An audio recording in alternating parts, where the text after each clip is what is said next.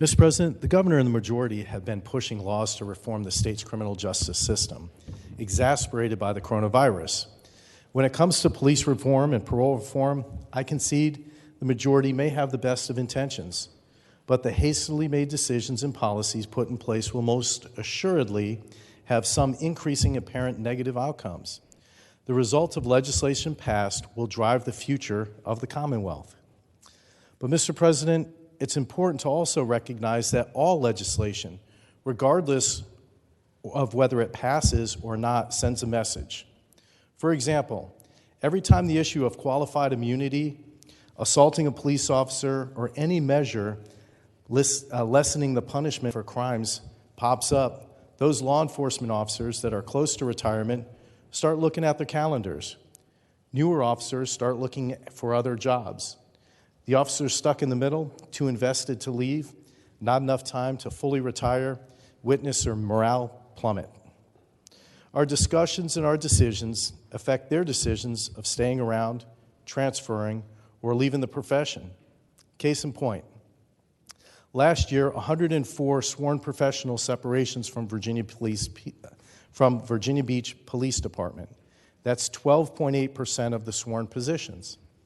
What message does it send to our state police when the General Assembly is unwilling to properly fund them in the base budget, but readily tack on fees, also known as taxes, to annual vehicle registrations to fund these core and essential services? The measures we've passed tie their hands, all but eliminate the proactive policing strategies that have kept communities safe and emboldened citizens to commit crime without any fear of consequences. What we do in Richmond with our sweeping police and parole reforms is dismantling and decimating our law enforcement community and tanking morale. Mr. President, the response, few are willing to step up anymore, knowing that when they have to make a split-second decision in a tumultuous and chaotic event, a moment that would take scholars, subject matter experts, and even Supreme Court justices weeks, months, or perhaps years to sort through, well, they'll be second-guessed. Monday morning quarterback, harassed, sued, threatened, or possibly worse. 30 years ago, the Virginia Beach Police Department would have received 1,200 applications for 30 positions. There was even a waiting list. Today, the police department has a full-time dedicated staff working tirelessly to try and find qualified candidates. They set up recruiting booths at colleges and universities across the state.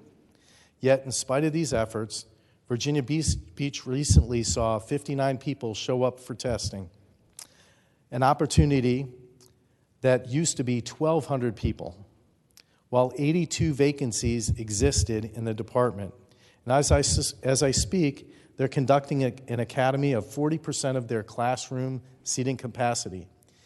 If you think just magically getting better, you're gravely misinformed. So what happens in this situation? The pressure to fill the vacancies leaves agencies having to overlook their disqualifiers and other potential red flags. People sometimes get selected that otherwise wouldn't have been qualified to serve. Is that what we want? Do we really want to lower the bar? I recognize, as riot after riot erupted this summer, the country, some leaders were slow to call on police to respond, and consequently, properties were burned, businesses were looted, businesses locally here were shut down, some of our favorite restaurants never opened again. However, we all witnessed how quickly the governor pulled the red handle upon and called upon the state police to respond to Washington, D.C. and assist at the U.S. Capitol last month. And like the cavalry riding over the hill, the Virginia State Police and others came to the rescue of our nation's capital because they were called upon and they're there to serve. Mr. President, last week in the governor's press conference, he acknowledged that we have an increased crime across the Commonwealth. Mr. President, do you know what his response was? We need more money to hire more police. The General Assembly is in session. We'll be working on providing more money, and they'll work to provide more money to hire more police officers. Mr. President, I'll ask, where are they going to come from? We can't fill the open positions we have today, and openings will only continue to grow. So, Mr. President, do you ever wonder what it would look like if nobody was there to call, if there weren't 200 troopers to be ready and willing to come to the rescue? I urge you and other members of the body to ask someone currently serving in law enforcement if they'd recommend the law enforcement profession to their children or grandchildren. Mr. President, we can, should, and need to do better than we have. And increasing taxes to cover a core service like our police officer sends the wrong message, just as the discussions on qualified immunity and all the laws we're doing to put our police officers more at risk. Thank you for your time.